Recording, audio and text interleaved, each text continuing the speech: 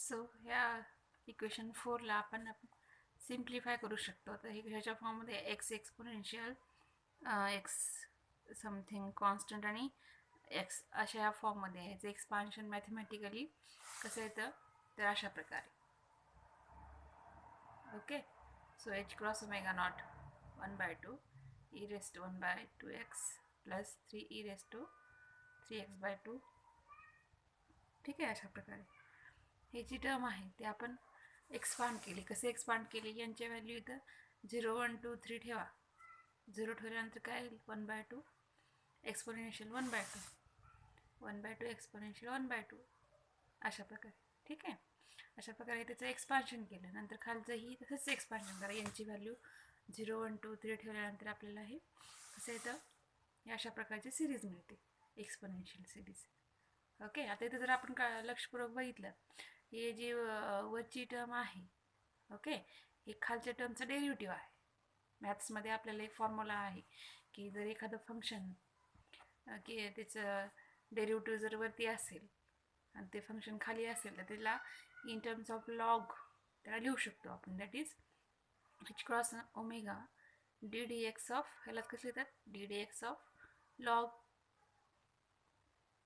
अशा प्रकारे. Log e raised to 1/2 in bracket 1 plus e raised to x plus e raised to 2x plus so on अशा प्रकारे लिहू शकतो आपण. ठीक आहे, but 1 plus e raised to x plus e raised to 2x plus e raised to 3x so on हे म्हणजे काय आहे? Minus log 1 minus e raised to x याचा फॉर्म्युलाच आहे. 1 plus x plus 1 plus e raised to 2x plus ही जी आहे याचा फॉर्म्युला काय? Minus log 1 minus E raise to x.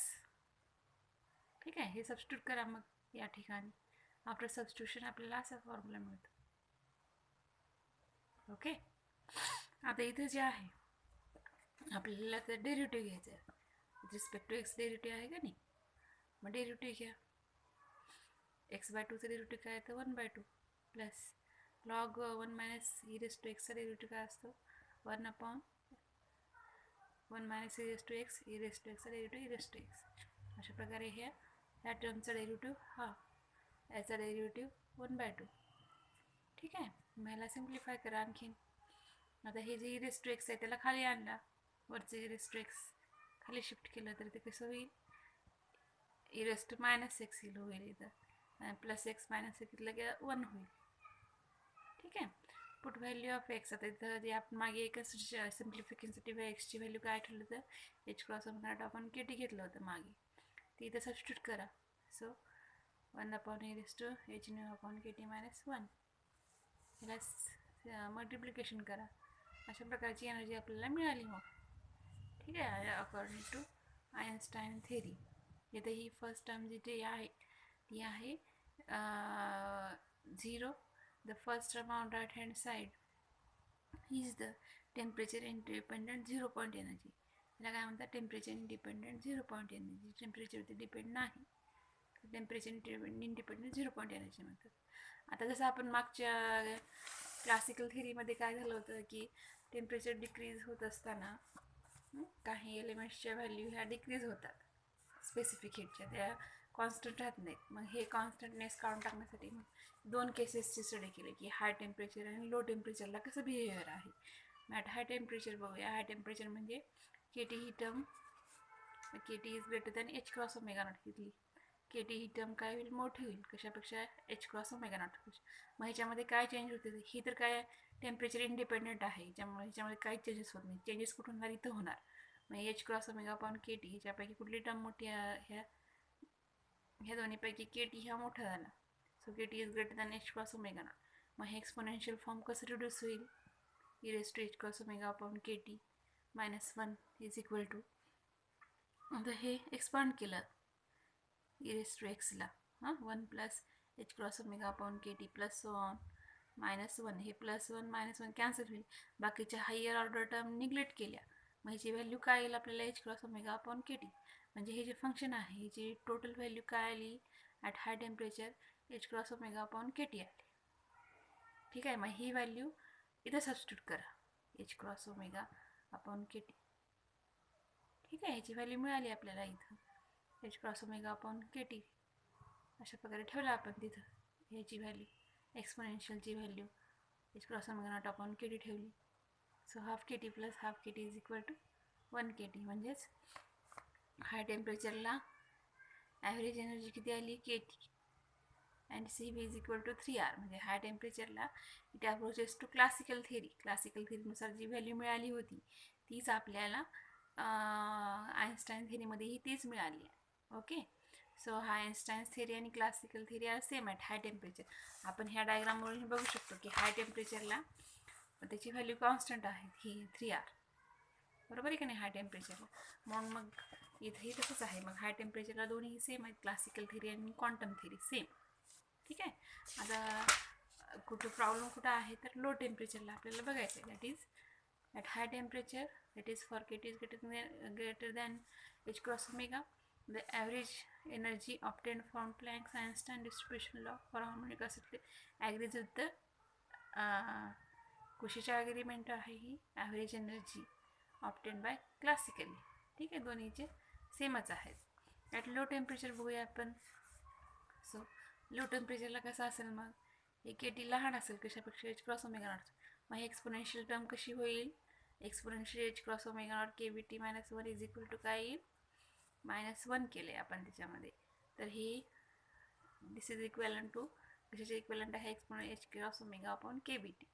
-1 आपण निग्लेक्ट केलं. ठीक आहे. So equation 4 becomes as it is. त्याच्या व्हॅल्यूज 1 जे आहे हे खालचं ब्रॅकेट त्याची व्हॅल्यू ही आली तर लो टेम्परेचरला. सो त्याला जर आपण लिहिलं व्यवस्थित कसं लिहू शकतो 1/2 H cross omega plus H cross हे एक्सपोनेन्शियल खाली आहे वरती शिफ्ट केलं की मायनस साईन येतं. ओके, वरती शिफ्ट केल्यानंतर त्याला मायनस साईन आलं.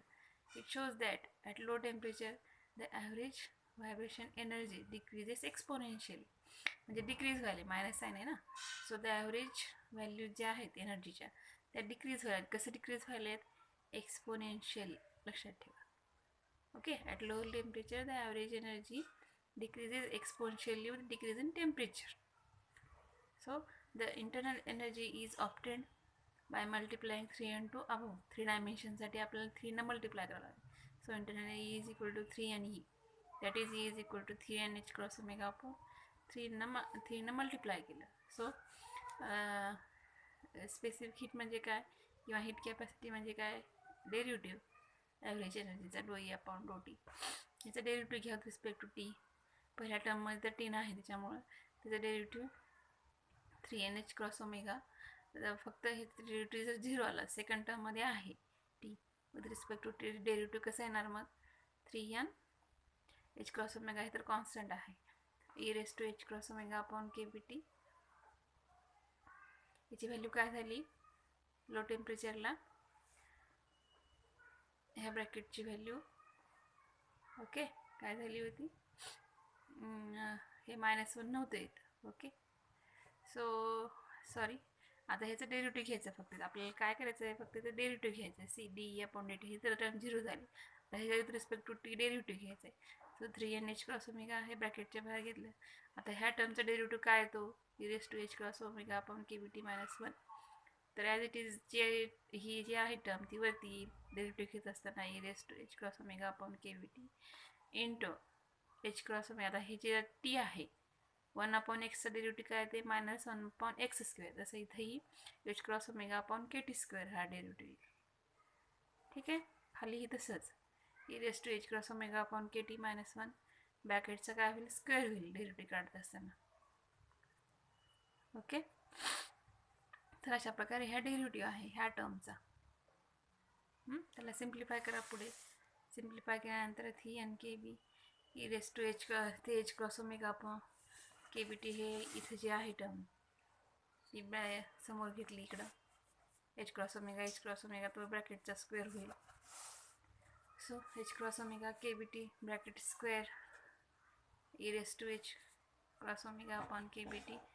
Okay, so here theta E काय कन्सिडर करायचं आहे आइन्स्टाईन टेम्परेचर म्हणजे H cross omega upon K B म्हणजे काय थीटा ई कन्सिडर करायचं आहे आइन्स्टाईन. काही वेळेस MCQला विचारतं हा question Einstein temperature theta E is equal to, लक्षात ठेवा काय व्हॅल्यूची, H cross omega upon K बी.